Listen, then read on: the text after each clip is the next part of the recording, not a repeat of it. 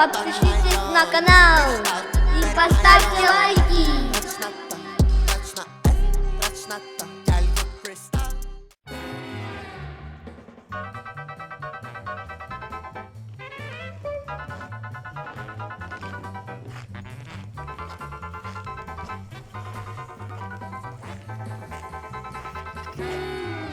Ehege bu tugna hajate yolar.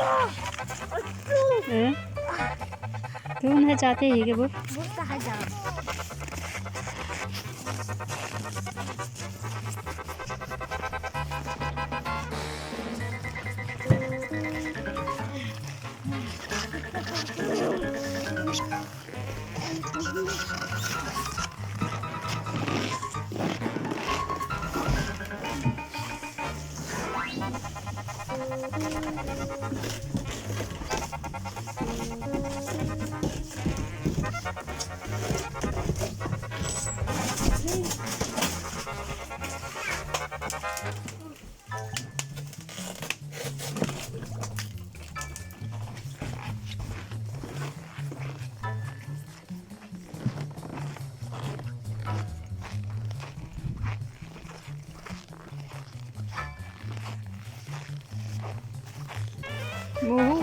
Muskillerine kaygıdı.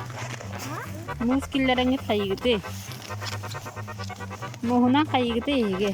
Buraya evet.